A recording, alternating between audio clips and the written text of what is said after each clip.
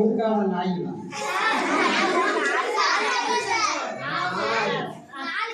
நாய்